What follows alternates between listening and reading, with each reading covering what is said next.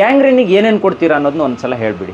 Gangrene ಆದ ತಕ್ಷಣ ನಾವು ಈ ಡಯಾಕಾಮ್ ಅನ್ನ, ತ್ರಿಫಲ ಚೂರ್ಣನ, ಆಮೇಲೆ ಗೊಗ್ಗುಲು ತಿಕ್ತ ಅಂತ ಹೇಳಿ ಒಂದು ಕಷಾಯ ಇದೆ, ಆ ಕಷಾಯವನ್ನ ಕೊಡ್ತೀವಿ. ಆಮೇಲೆ ಜಾತ್ಯತೀತ ಅನ್ನೋ ಒಂದು ತೈಲವನ್ನ ಕೊಡ್ತೀವಿ. ಈ ಡಯಾಕಾಮ್ ಅನ್ನ morning and night before food ತಗೊಳ್ಳುವಂತದ್ದು ಇರುತ್ತೆ. ತ್ರಿಫಲ ಚೂರ್ಣನು ಅಷ್ಟೇ, ಮಾರ್ನಿಂಗ್ ಅಥವಾ ನೈಟ್ ಬಿಫೋರ್ ಫುಡ್ ತಗೊಳ್ಳುವಂತದ್ದು ಇರುತ್ತೆ.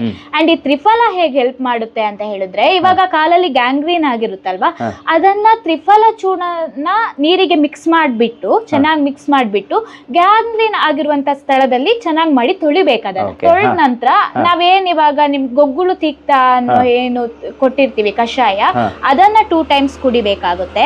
ಹಾಗೆ ನಾವು ಇನ್ನೂ ಒಂದು ಕೊಡ್ತೀವಿ ಗ್ಯಾಂಗ್ರೀನ್ಗೆ ಹಚ್ಕೊಳ್ಳಿಕ್ಕೆ, ಜಾತ್ಯತೀತ ತೈಲ ಅಂತ ಹೇಳಿ, ಅದನ್ನ ಅಪ್ಲೈ ಮಾಡ್ಕೊಳ್ಬೇಕಾಗುತ್ತೆ. ಅದರಿಂದ ಎಷ್ಟೋ ಜನ ಕಮ್ಮಿ ಆಗಿದೆ. ನಾವೊಂದು ಹಳೆ ವಿಡಿಯೋದಲ್ಲಿ ಕೂಡ ತೋರಿಸಿದೀವಿ, ಒಬ್ರು ಗ್ಯಾಂಗ್ರೀನ್ ಆಗಿ ಅವ್ರ ಕಾಲ್ ಕಟ್ ಮಾಡುವಂತ ಪರಿಸ್ಥಿತಿ ಬಂದಾಗ ನಾವು ಈ ಔಷಧಿಯನ್ನ ಕೊಟ್ಟಾಗ ಅವ್ರಿಗೆ ತುಂಬಾ ಕಮ್ಮಿ ಆಗಿದೆ.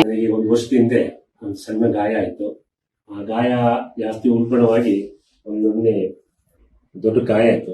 ನಂತರ ನಂಗೆ ಶುಗರ್ ಟೆಸ್ಟ್ ಮಾಡಿ ಶುಗರ್ ಇದೆ ಅಂತ ಹೇಳಿದ್ರು. ಅದೊಂದು 2 ತಿಂಗಳು ಔಷಧಿ ತಗೊಂಡ್ರೆ ಅದು ಸರಿ ಆಗ್ಲಿಲ್ಲ.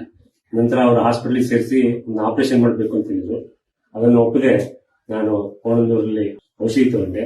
1 ತಿಂಗಳೊಳಗೆ ನನ್ನ ಗಾಯ ಎಲ್ಲ ಮಾದು ಶುಗರ್ ನಾರ್ಮಲ್ ಆಗಿ ಈಗ ಯಥಾಸ್ಥಿತಿ. ಇಂಗ್ಲಿಷ್ ಮೆಡಿಸಿನ್ ಅಲ್ಲಿ ಆಗದೆ ಇರುವಂತಹ ಕೆಲವೊಂದನ್ನ ಈ ರೀತಿ ಆಯುರ್ವೇದದ ಹರ್ಬ್ಸ್ಗಳಿಂದ ನೀವು ಕ್ಲಿಯರ್ ಮಾಡೋದಕ್ಕೆ ಸಾಧ್ಯ ಇದೆ. ಇದು ಬೇಕು ಅಂದ್ರೆ ಈಗ ಮನೆಗೆ ಕೊಟ್ಟು ಕಳಿಸ್ತೀರಲ್ವಾ ನೀವು? ಹೌದು, ಮನೆಗೆ ಕಳಿಸ್ತೀವಿ. ಅವ್ರು ಆರ್ಡರ್ ಮಾಡಿದ್ರು ನಾವು ಹಿಂಗೆ ಕಳಿಸ್ತೀವಿ. ಹಾಗೆ ಇಲ್ಲಿ ಬಂದು ಪರ್ಚೇಸ್ ಮಾಡಿದ್ರು ನಾವು ಯಾವುದೇ ರೀತಿ ಪ್ರಾಬ್ಲಮ್ ಇರಲ್ಲ. ಓಕೆ, ಕಳಿಸ್ಕೊಡ್ತೀರಾ ಅಥವಾ ಇಲ್ಲಿಗೆ ಬಂದು ಕೂಡ ಪರ್ಚೇಸ್ ಮಾಡಬಹುದು?